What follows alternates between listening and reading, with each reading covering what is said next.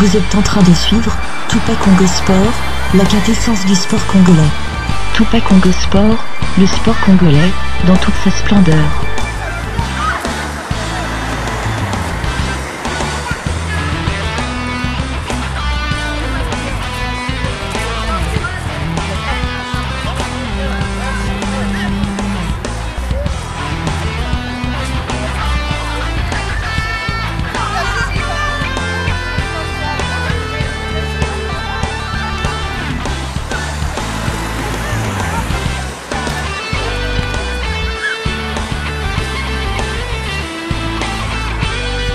Chers internautes, bonsoir.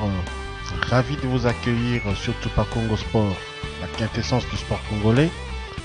Tupac Congo Sport, le sport congolais dans toute sa splendeur. Alors aujourd'hui dans Yebande Ball School, nous allons accueillir un membre de Facebook sportif Made in Congo. Mais avant de commencer la présentation de la personne, j'ai une pensée émue en ce qui concerne la disparition de deux illustres personnages, pas spécialement du sport congolais, mais quand même c'est deux personnes qui ont vraiment marqué chaque Congolais est quand même très touché par la disparition de Papa Taboulé, le Seigneur Rochereau, un Imanien de sang, un supporter du Daring Club Motema Pembe, et Madiba, donc Nelson Mandela, qui n'est plus à présenter. Nous ne pleurons pas Nelson Mandela, aujourd'hui nous faisons la fête, donc c'est pour cela que vous ne voyez pas dans les images des larmes ou bien de manifestations, de tristesse. Non, nous sommes contents qu'une personne qui a atteint cet âge-là, après avoir subi ce qu'il a subi dans sa vie, c'est vraiment, il faut faire la fête, tout simplement. J'enlève mes lunettes par respect à la disparition de ces deux personnages. Voilà. Tokota Lingala, merci en tout cas, Bandeko Nyonso yo ya balandaka Tupac Congo Sport, quintessence ya sport congolais. Tu inviteras bien toujours pour rejoindre Bisso na Facebook na Bisso Sportif Made in Congo.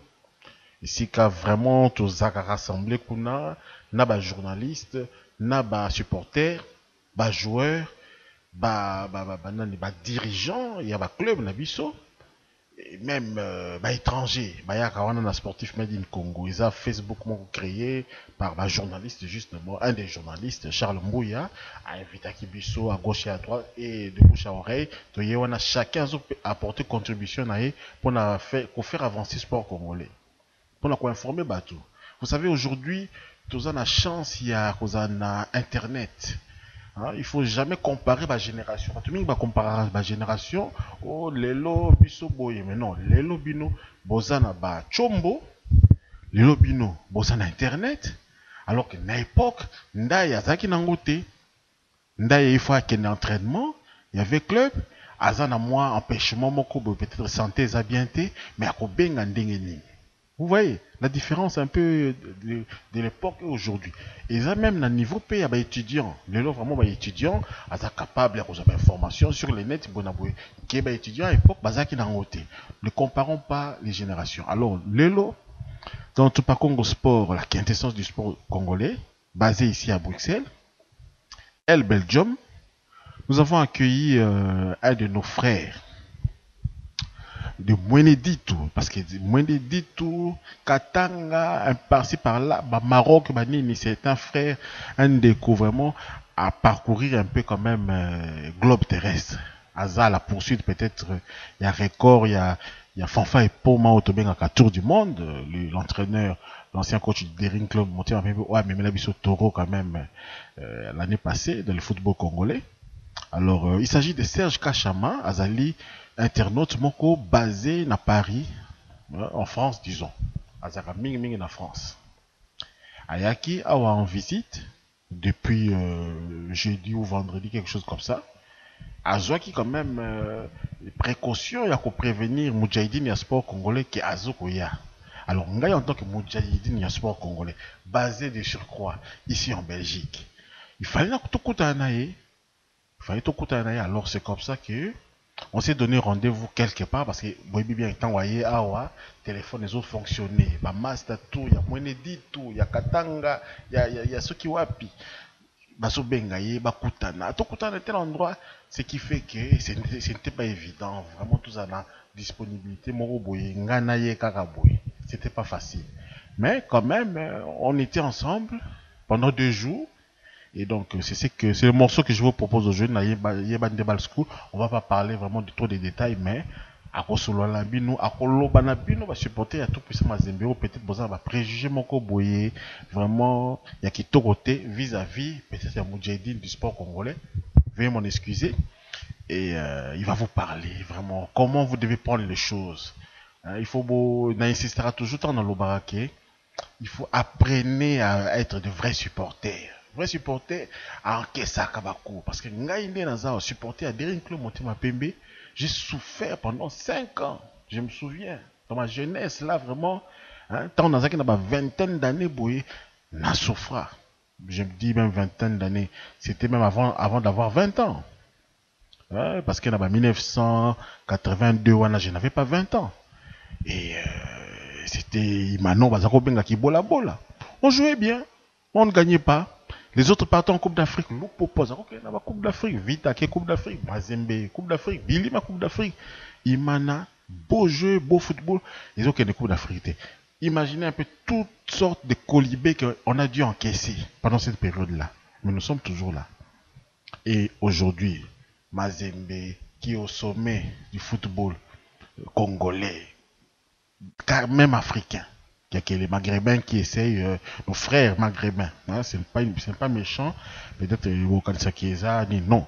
Nos frères maghrébins, ça peut être les seuls où tenir tête. Parce que Mazembe a terrassé les Nigérians. Quand même, les Nigérians, c'était pas facile. Le club congolais contre le club nigérien, vous voyez un peu ce qui se passe. Vraiment, on a rencontre la biche, c'est évidente. Il y a des exceptions comme ça, où peut-être que Mazembe a déjà terrassé, je me souviens dans la mémoire, c'était une finale commentée par Manda Chebois, Mazembe contre Shooting Star Ibadan. Mazembe contre, je ne sais pas si c'était une finale, mais en tout cas c'était un match Mazembe contre Shooting Star Ibadan. Et Mazembe s'était imposé Derrick Club Motema contre Katina United, là en 94, l'année où les DCMP ont remporté.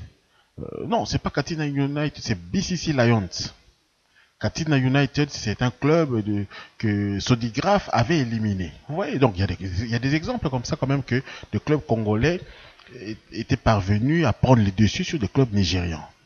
Mais dernièrement, c'est Mazembe qui a remis un peu les habitués du ballon rond à la sauce léopard qui prenait le Congo, qui prenait les dessus contre les autres pays de l'Afrique subsaharienne. Donc, les Camerounais, les Nigérians, voilà, c'est un peu. Alors, quand on parle vraiment de l'Afrique subsaharienne, là, on parle plus de ces deux pays-là, vraiment. Le Nigeria, le Cameroun, le Ghana, parce que je me souviens aussi des Kotoko de Koumassi, c'était vraiment les adversaires du football congolais. Football congolais, Congo-Kinshasa. Voilà donc. Alors, sans plus tarder, voici les images, les premières images. D'abord, c'était sur les sites de l'Atomium, on s'est rencontrés avec pour la première fois parce que jusque-là on ne se voit que sur Facebook. Hein. Donc c'était pour la première fois que le Moudjahidine du sport de Congolais rencontre Serge Kachama et c'était dans les sites de l'Atomium. On s'est rencontrés là-bas, on s'était donné rendez-vous là-bas et ensuite je me suis déplacé le lendemain, quand même le lendemain, c'est-à-dire dimanche aujourd'hui. Je me suis déplacé jusqu'à l'endroit où il s'est trouvé. Il était hébergé ici à Bruxelles parce que moi j'avais mon culte, lui il avait le culte à une autre heure et puis après je l'ai appelé, il m'a dit je suis à Matongé, je suis quelque part. J'ai dit écoute, quand tu vas te retrouver à l'endroit où tu es basé, fais-moi signe et je vais me déplacer. Le Moudjahidine se déplace toujours, il se déplace. Là où la quintessence du sport congolais, là où les passionnés du ballon, les passionnés du handball, parce que quand même Serge Kachama aime beaucoup le handball congolais également. Et donc voici les images. Merci.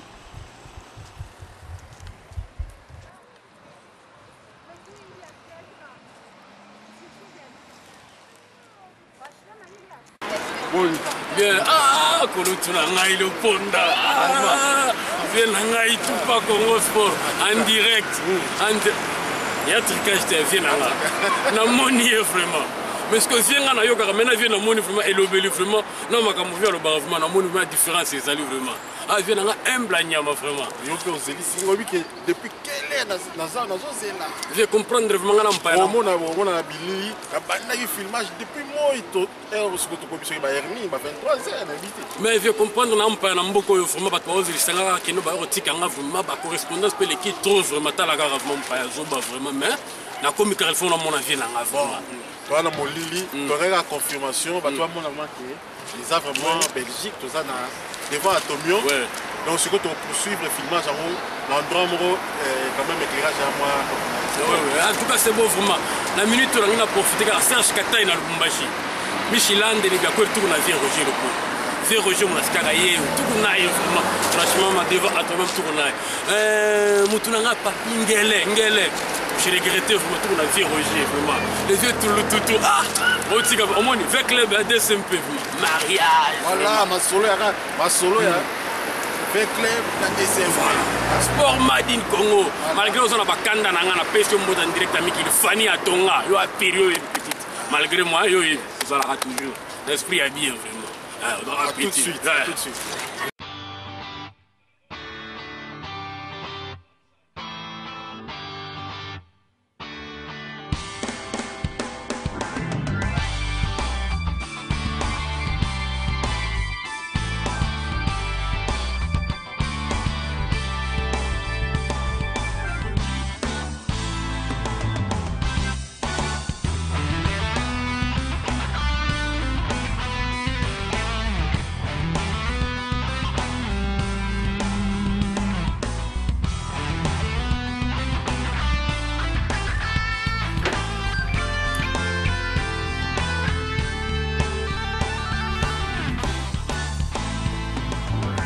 Bonsoir Serge, ton content les sous. Bonsoir Kolo, tout le monde, c'est plus ton content les sous vraiment. Bon, tout par contre sport toujours, tout ça on a Odergem, la commune à Bruxelles, Herman de Brooks. Bon, lui car Prince Kandolo, on est aux autres bilio, au moins que tout ça na et c'est Serge à Kitaki, dans Herman de Brooks. Alors, Masoni, bon, yo depuis hier, on a quand même Masolo sport. Oui, t'as la Liga sport, vraiment, non, chaque jour, on va dans ma solo sport. Mais le côté Nathalie match à Anderlecht, vraiment, na moi on a besoin chancel même vraiment non. Aïe Patenga vraiment, c'est un bon joueur vraiment. Tu vas pas un vrai joueur. Quand on a raté match de perception. Oui, Nathalie match va gagner vraiment 2-0 vraiment. Et puis même deuxième visa qui passe décisive naïf vraiment. Ça vraiment passe à Kitoko de attaquant à Bangaché deuxième but vraiment. Il était Azaki une attaque, la défense vraiment non. Tout ça vraiment la défenseur vraiment. Moi on a qu'à aussi. C'est bon, tout s'est installé dans nous tranquillement et plutôt poursuivre ma solo, tout bête ma solo, sportif made in Congo. Voilà peut-être la famille, c'est quand tout zalaka. Oui, en tout cas, au moins tout bête à ma solo, on a vraiment les lots coûtent, ce que tout bête en live vraiment. Et pour ça on a plaisir tout bête à ma solo à Bali. Il faut bah, comprendre que sportif made in Congo, ils ont Facebook, Oyo, journaliste Charles Mbouya à Salaki, et c'est quand toujours s'est retrouvé, bah supporter, bah joueur, bah dirigeant. Et puis même journaliste, donc tout le monde tout partagera. Donc le lot vraiment, les a rencontrés il y a outil Paris, il y a à Bruxelles, et donc tout le monde a pour ma soloana. Bon, tout s'est installé. En tout cas, on a essayé de casser vraiment. Bon, ma émission de Rosa, on est bilingue vraiment bon. On a le barapé 4 langues nationales, le Swahili, Chiluba, Kikongo, Lingala. Mais bateau bazana Lubumbashi les lois se retrouver bao pe balandaka biso bazana mbujuma ikananga ba se retrouver bao bazana matadi ba Congo ba se retrouver vraiment en tout cas tout ça se plata en direct na vienanga Roger en tout cas ba se pela et ma solo moni to beta rango to komaka mais quoi to zo en live vraiment to kolobela nyonso vraiment pour ba que non sport Madine Congo vraiment projet tout ça, mais il faut que les musiques côte à partout vraiment. Bientôt c'est la Cannes vraiment. Cannes vous en Afrique du Sud vraiment. Tu vois que fidèle en Afrique du Sud vraiment. Tout vraiment tous à Billy il y a bien vraiment. Mais Jean-Marc Abal, il peut ça qu'on a vraiment. Bon que l'image vraiment faut pas tout bazar toujours. à la page vraiment. En tout cas, beaucoup se là vraiment dans l'émission, beaucoup se retrouver vraiment. Pour la moindre va te belle pe balobé nga ki o lobi na boy ka batumi ça tout mais après beaucoup yo ka li bang en direct de Bruxelles vraiment. Hein? Mais yo ko lo banini ba supporter Mazembe bangi balobi ke tolinga bango te. Eh batika ko lo babongo ba ki tolinga kabino. Tout ça ba ennemi à Mazembe te ezaka moi hein tout ça la moi polémique moi ezaka pe loyal vraiment. Tant Mazembe tout ça rappelle na surtout tambola na nzela parce que toi ba congolais vraiment. Si je me rappelle bien Mazembe ba awa na Belgique. Vient nga Roger le Ponda yamba bango na aéroport. Yamba na gare du Midi.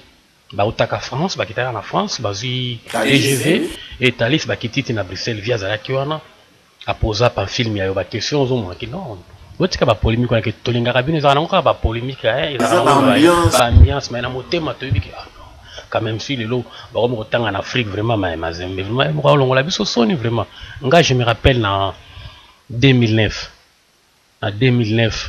match année on a fait Mazembe zoka na ni Champions League moi nazara na Maroc vraiment na kitaka team Maroc na ke soutenir Mazembe joueur Mazembe ba bien très bien contre que jusqu'à de Kemiset par contre na bisto mataka bis mo na ba joueur Mazembe nga na ba pe arabe ni tout ça qui na boule que non comme Mazembe qui logé na Kenitra na ville ya Kenitra est-ce que ba robeta na Kemiset vraiment ils a musique vraiment ba ngi ba sala système que non ba même ba les mêmes ba ke ko tala terrain les mêmes jours wana bazonga ba kolemba pour que match tango ba robeta bazala kolemba mais na yoka makambo to ba loba na arabe na expliquer ba Salomo tout ça Timo Iza Tinda Mbongo baluka hôtel car le même jour na ville wana Mazembe lala na ville wana match kenda ka pe 0 partout même année on ande année Mazembe zoka Champions League tolinga naza pena ba camarade de beli na tout puissant Mazembe pas film ya c'est un ami à moi c'est pas possible c'est un ami à moi ah bon oui c'est un ami à moi pas film c'est un ami à moi et puis ebele pe baloba même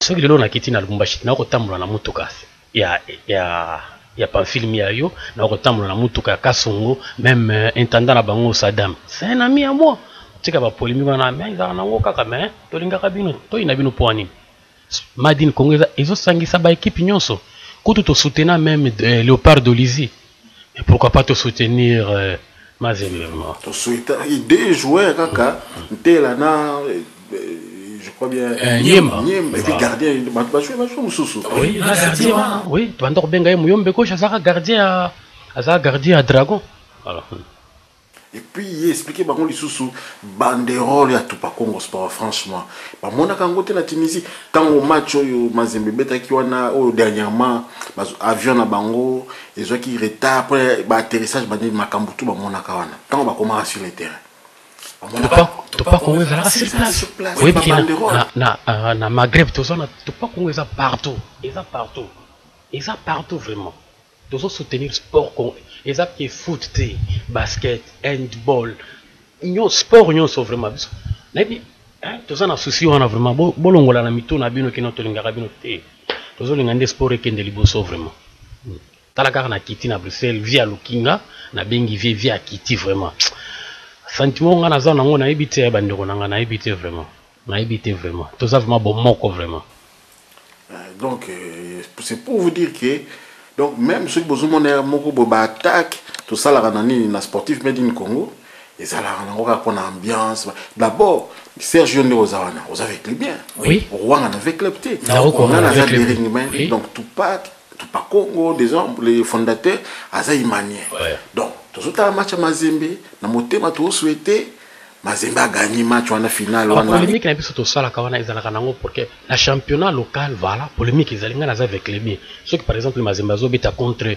Bukavu Dawa na soutenir Bukavu Dawa pour que non ceux qui Mazembe perdre match pour que ngana zonzela vraiment mais jamais par exemple que non Mazembe zobeta contre APR ya Rwanda vraiment na ko soutenir APR quand même mais vous to karamuno voilà on moni que tant to zalaka na Madine Congo na moi to chrétien bino ni tout ça mais na batu mususu wana tant on a ce côté zo kumisa Mazembe na ndenge asima danger vraiment dans la caca vraiment donc c'est ça Vena ninga kutuna signaler kaka batongo Mazembe babaki tolinga bango te peut-être na lobela bango ba yoka vraiment na soel ba ke non ninga ko na osepela bantu kwetu Mazembe tuna shika tunasema non on asema ke non shi tunalaka contre Mazembe ah non ni bien d'abord mimi nazali kwa Kolwezi bon depuis butoto yangu bon mimi nalaka fanatique Lubumbashi mimi nalaka fanatique à Lupopo mais quand même Mazembe kama kuna cheza na maekipe nyingine vraiment mimi nasoutenir kama Mazembe vraiment ndio na barafiki tena ba mingi mu Mazembe vraiment hatuna ba enemy ya Mazembe hapana vraiment Mazembe unafanya fierté ya RDC vraiment mais tutakuwa ba enemy ya ijua nini haka tu ni ambiance ku Madini Congo polémique mais polémique ile haka ni loyal vraiment haina sisi tunachukia Mazembe non moi chile mutoshe ile maide vraiment Mazembe ni équipe ya Congo shibo tutuko à soutenir Mazembe quand même on a comprendre vraiment mutoshe ile makiri mukichwa kino atumipenda kitunimipenda ka vraiment mais kila mtu kuna équipe yake mi hapa niko vekle bien si Roger fondateur ya Tupa Congo Imanye eko Imanye voilà tukuna Serge Katai Mazembe vie Jean-Marc Abalou en Afrique du Sud mtu alopopo voilà fidèle alikuwa mtu FC Vive mais anatoka kwa FC Vive pour le moment anakuwa Mazembe bon tunachika vyote voilà OK tika na pour ça pour ça voilà donc on a vraiment na ajouter des choses qui et ça qui sont passés biso atatu pa Congo Sport que tomatisi ba de rôle pour la Mazembe pour la match voilà tout ça les ba interview toi qui na tout ça ba interview pour la Tunisie hein pour la pilote interview pour mingi c'est maki mais toi apprendre après des faits après nege simba kitewana que tout pas Congo est une petit moko boye abouaka ceux qui va kisi na vestir Mazembe parce que petit ngolo baraki nini en tout cas franchement ça qui biso passe mais on est là pour soutenir le football congolais MK est acheté pour lui comme bon na landi ba poli 4-0 fidèle Oki tozolanda donc au monde derrière na film qui on est bandeli Serge na laptop hein donc toza connecté MK est pour 4-0 mais pas redoubler comme effort parce que trop soutenir bango oui bazo beta Coupe d'Afrique vraiment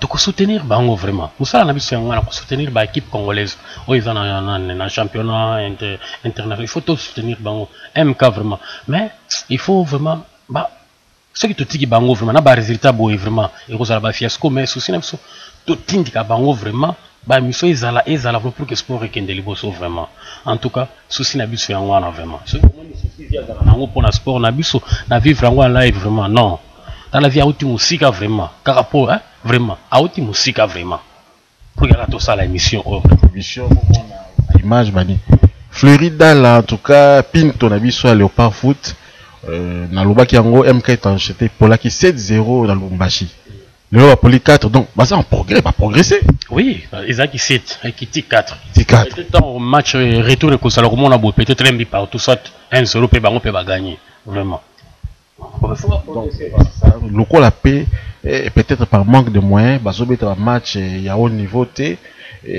donc c'est bien c'est une bonne chose on a pour les 4-0 en tout cas les leçons basées à un niveau africain contre un ancien champion d'Afrique au couteau qui même Ali pour là 2-0 donc c'est même pas être complexé de ces côtés-là voilà donc avec les biens nous oui. En tout cas nous on a vu son akini Bagri qui a critiqué trois lobby que non rencontre moi sans impact allez là des bisous vraiment hein nous là on accompagne de Polybang parce qu'on a minute au talaka nous hein to bois qui yo vraiment au moins rencontre vraiment et au souka wa TV azo qui taper kin vraiment akosangisa bino nyonso vraiment jour yango vraiment avec les Rosal moto ya Dragon akozala moto ya même équipe nango ya Monidit via boka moto nango obsenga kino boboka Monidit vraiment parce que na sima to boka Monidit vraiment ba équipe ya Monidit bakozala wana vraiment via zo kitakino vraiment bokomona kino to souka wa TV tozo kende kaka oui mais avant kokita kinwana déjà na programme qui OK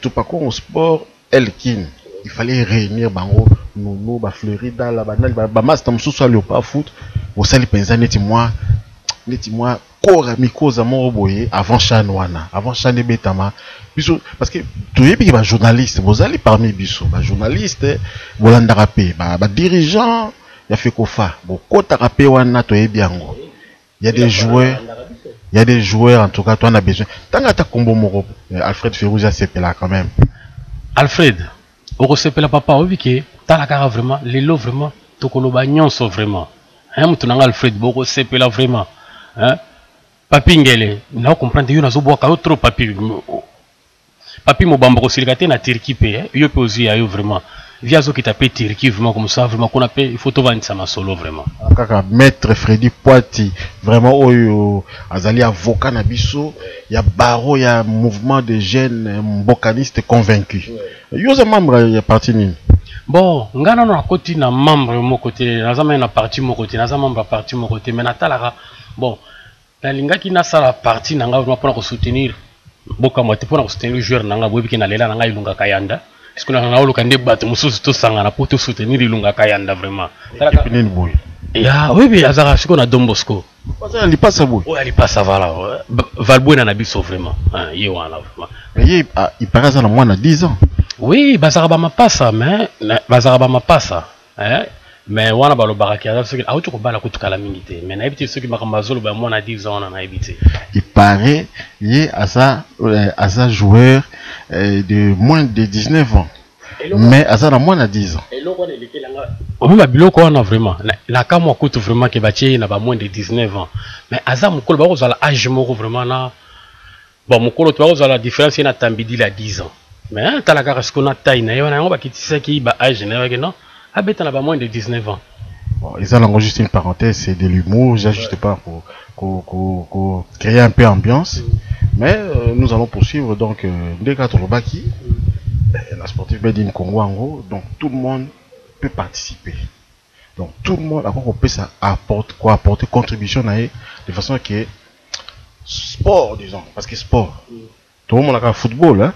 Jusqu'à là on parle que de football, mais t'as des petits voleuse nabiso, hein, les lots. Lobi va péter contre France vraiment Isaki score Izalaki 31-13, mais les lots va péter contre je ne sais pas si c'est quel pays, mais bah Poli Mabé vraiment c'est entre 33 à 9 comme ça vraiment. Non, tu crois 9 Bachaki 9 en tout cas. Oui, il a 33 boy, 33 à 9 vraiment. Mais parce qu'on mais en plus c'est la première fois de participer à la Coupe du Monde, donc quoi prendre vraiment. Donc quoi prendre. Même Algérie c'est la première fois, bah quoi prendre. Mais tu as vu qu'avec l'Angola, Angola va expérimenter, bah on ça le résultat bien. Mais biso toqué quoi prendre. L'appétit vient en manger, mais peut-être prochaine Coupe du Monde vraiment toko. À propos justement, il y a handball. Hier, Mlanayo, tout ça qui est dans un endroit morobo est très agréable, avec deux anciennes handballeuses, totalement bililiwana, ensuite tout poursuivre. D'accord. Comme ça, tout ça, des joueuses morobo, Bambino, Batalo Bombashi, Bango, avec d'anciens joueurs amis Kishi. Totalement. Ouais, voilà. Albertine Mayaya, retrouvailles na Kajabe. Tout ça, on va se mater au Sangwa, Kenya, Junior Stop, na kutani na hii.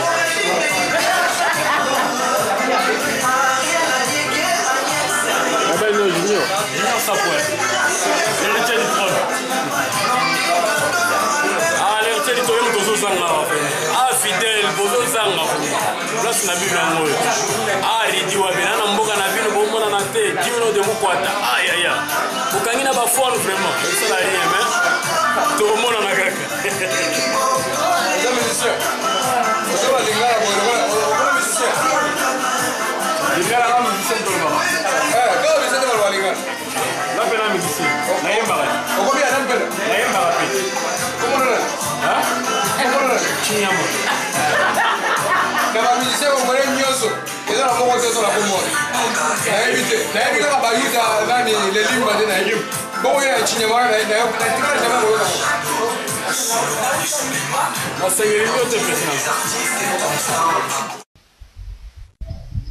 Voilà bon, moni ambiance, hein, ambiance ezalaki esika biso zaki wana, hein, toujours comme musique, toujours mais la moi vert. Alors explique biso baki basi wana mi balé banani. Oui, bana basi mi balé wana baza ba non na o alataki noir. O alataki na kombo na Albertine Kalambote boyebi bien bato balandaka handball na Lubumbashi, boyebi vraiment ancienne joueuse ami Kishi vraiment. En tout cas, azwa ba coupe belé vraiment zaki vraiment doyen vraiment bato bazolandanga na Lubumbashi boyebi ici on parle de Kalambote vraiment boyebi Kalambote ki Kalambote Albertine tout ça qui naï tout ça qui pe na fanfan abeta pe na Evabuka tout ça qui naï lobby ye pe azala na France mais ayaki en Belgique beta handball vraiment baza ba international na biso. Batika sport ou bien bazo poursuivre encore? Non, batika vraiment batika la baleki na bango ba obeta bango balanda exemple na bango batika la baleki ba beta bango batika. Ça va, merci.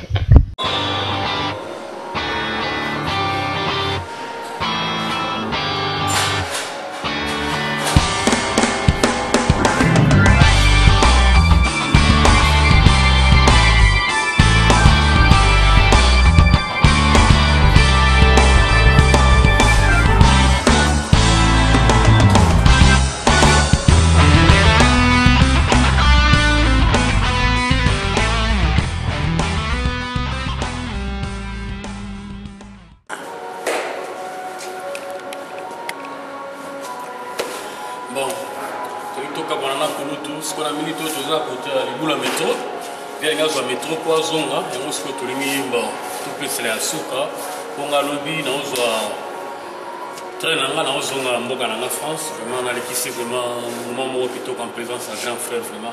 En tout cas ça vraiment grand frère vraiment mon thème à bobo vraiment en tout cas.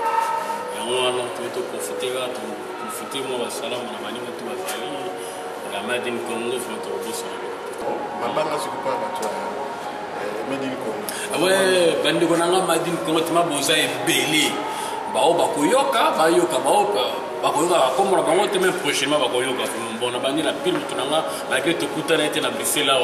Ridi Wabe, Gino de Mukwata, presque Andolo mais tout kutana était mais tout bengani quand même ça bien vraiment.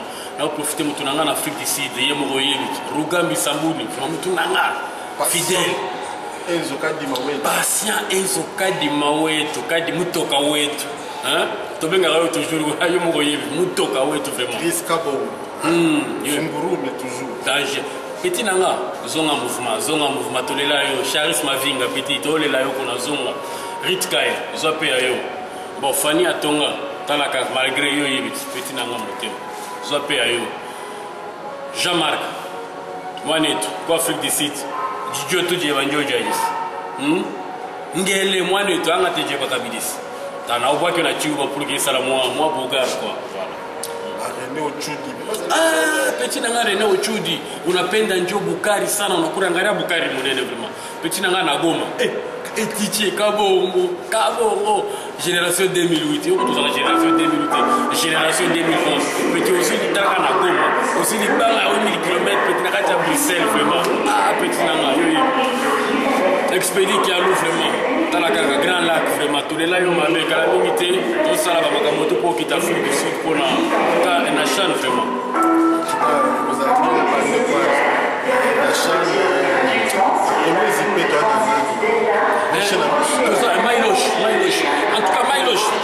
Il y a une colonie, mais je crois que c'est un arme tout à colonie. La moutia bandu pour votre colonie. Bamoucité, Bamoukasolo, Bamoussolo, Bamoukapata, Bamou 5 ans, vraiment. Oui, en tout cas, la moutia bandu pour votre vraiment. Bro, Yali, bro, Moutunanaï. Bro, on va dire que vendredi à Kané, bro, Zoya yo, en direct de Mikili, Zoya Libanga na yo. Malgré au Karalinga la bienté. Bon, Libanga na soil bon, bro, mina ri et aussi maté bro, qui arrive, c'est bien. Bon, j'espère que tu peux s'en motiver, mais Bazamingi. Orly, puis le petit Nanga, Orly, vraiment, t'as la caca. Faire double. Il ça la bien vraiment, na boire te père double, vraiment. Père double, tu vois, tu as un jour, le 8 novembre, t'as la caca. Na bossa na mutunanga père double, vraiment. Voilà, DCMP, Daringini est imbattable, mais pour ça, on a maître taureau. Eric, le micro personne en Afrique du Sud. Oui, Eric, le micro, vraiment, il y a contribution à la caca, les ça, qu'on a vraiment, bon, ça, on a les belés, qu'on a vraiment, on a les belés, voilà, bien, on va dire que tu pas comme vraiment. Billy, les qui belés, même à l'obamouké, vraiment. En tout cas, tu bosses, en tout cas, on va dire que tu bosses, vraiment. En tout cas, tu bosses à Nibinoté vraiment. Pile petit n'angamo malgré un mot sur la net, car Hervé mon concours. Rosalie Bangano, Serge Duel, Alain Kosso, vraiment, à la vacance en Afrique du Sud. En Afrique du Sud, quand Alain Kosso, vraiment. Moi, on a mis son adorateur, moi, Kelly Loutete. Kelly Loutete, vraiment. Gaël. Azamana Gaël, vraiment, un talaka. et au sala moi bien vraiment libanga vraiment bozo yango vraiment aole la bino ma be na ole la bino ma be vraiment ole la bino fort tout nous banani ba ndombe Sonia oui Sonia ndombe vraiment featuring prochain featuring na ndombe Sonia na yebi na biko zo kita vraiment featuring yo na ndombe Sonia mais ndombe à partir de quand c'est ko boîte na cheville tem talaga on raté talaga na sina sa le mois collier et bien au kitira la ngo vraiment ça le mois collier yo yebit voilà. En tout cas, Kouloutou, en tout cas, merci beaucoup. Kouloutou, Azo Kende, Azo Métro, Naé, Azo Kende. Azo Métro, parce que Awa, tout ça, Herman de Brooks, Nana Prince Kando, c'est ta date. Donc, combien de correspondants Bissou, il faut tout ça, l'écologie. Tout ça, l'écologie, tout profiter. Biloko, ils ont courant. Fait que tu mets ta solo à la main. Mais il y a sport, mais voilà. Oui, tu remets la main après. Moi, tu mets ta solo, puis là, tu lobby tout. Atomium, oui. Oui, c'est que depuis 1958, je me bats mais 11-0. Pour la visiter, pour mater la boule, ils ont un escalator, ils ont un ascenseur, pour mater un restaurant panoramique. 11-0 pour la mission de homme seul, 11-0, 11-0, sont voyés en famille, ils ont appris mon moment pour la.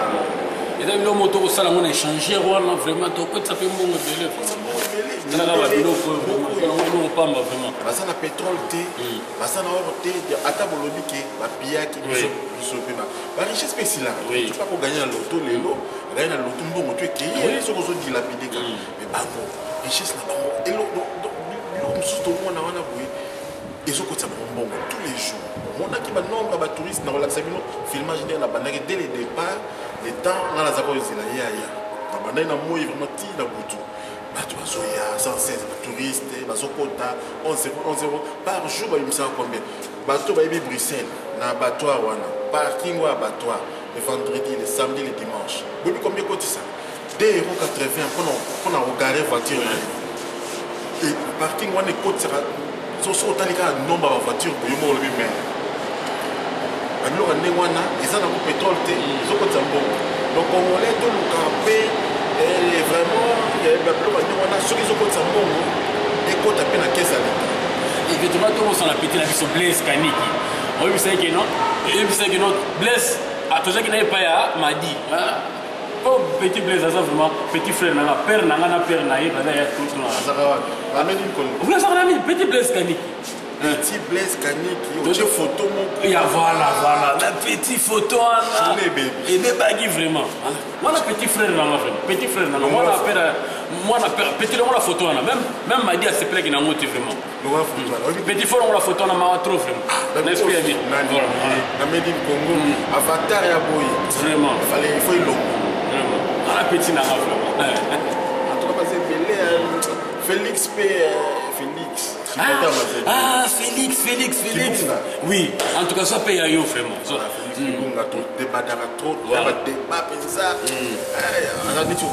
Oui, ça l'a bien vraiment. Oui, ça l'a bien vraiment. Oui, mais on va ça maintenant, non, et tu dans mon acquis. Et tu dans mon acquis, il est là vraiment. Dans mon acquis, il est là. Tu l'examen d'État. Oui. Petit trou au soir. Parce que mon j'ai dit là, première période, ça va pourcentage incroyable. Deuxième période, troisième période,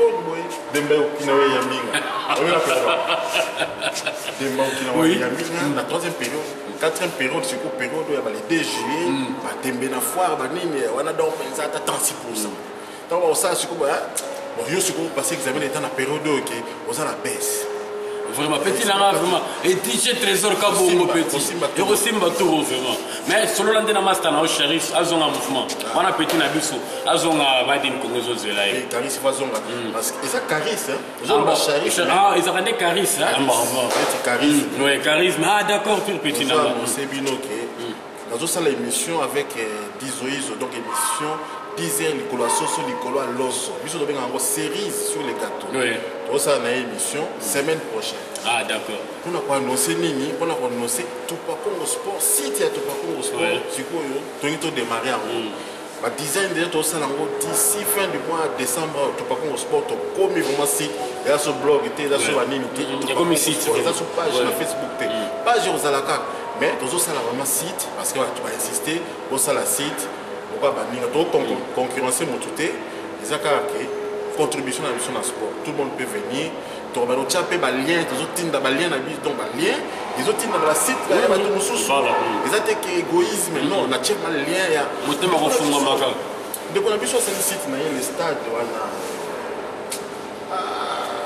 ça na Congo mo ba Kivu en tout cas rose ronani non tu kana vana i moins idée ça pembe boye ya bozoye bakaka ça site na le stade bona ba tcha biso ba info ba info oui ah na mona auto tcha info mo ka yende bolo wana vraiment ah voilà on va bilo ka boye info vraiment ko tcha ma boko vraiment tangi kombote parce que kombo peut-être compliqué nga mais boye bi aza site neza le stade ayaka wana aza na medi ko aza na biso c'est un journaliste azo contribuer biso pe ce qui lien moko boye to lembi ko comme article to tira lien le moké pas le stade voilà beaucoup moké na ce qui na Congo number 1 ça la problème na moto voilà en tout cas merci c'était un plaisir vraiment j'espère que vous serez retrouvés et puis encore surtout que made in Congo ou en Belgique bah y a parce que Rémi Serge Kass ils ont Rémi Kachama deuxième Kachama voilà mais à confort toujours nan de konanga Rémi Kachama petit frère ya vient ngale ngula Kachama na États-Unis c'est ça donc dans les seuls peut-être made in Congo il y a Bruxelles tout un oui alors que tous à moi mi voilà mais quand même tous mais oui tous solo là qui n'a besoin na téléphone tous solo il a dit ouais beto zo ko kutana te tous solo mais on a ba phone vraiment mais au sentiment que nous bolingo zali même na musique vraiment tout ça na ba mais nga ceci na live vraiment na mona vraiment hein les vieux on va terme on a ce qu'on a vu en live tout l'autre il y aura pas every night les manzonzoli nzonzon et ça quand tout ça turlu tutu tu parce que ndenge bi magawa etc voilà sur la turlu tutu et là etc. Il n'y a plus de place, il n'y a plus de place vraiment. Il n'y a plus de place. Dis, les gens vivent dit en live. Dis les gens on a rendu ma chandelle gamoni. Dis la gagne, dis. Après ce coup d'envoi. Oui, après ce coup d'envoi. En tout cas, stade de télé m'a beaucoup vraiment. Mais ngam tu pas tenir dans la chancelle même vraiment. Ah en tout cas non. Défense na biso vraiment chancelle même na défense. Toujours la petite nabiso ya mungala wazana et vient tono kaya. Ah non, en tout cas na éviter tous en équipe vraiment, tous en équipe. Voilà, OK. En tout cas, que batterie peut vider. Oui. En tout cas, merci beaucoup pour tout vraiment. Et vous souka wate vraiment prochainement là vous on a parlé comme ça. To beta les sous ma solo vraiment le soir tout refaire vraiment. Pas à suma ba le soir tout refaire. OK, merci pour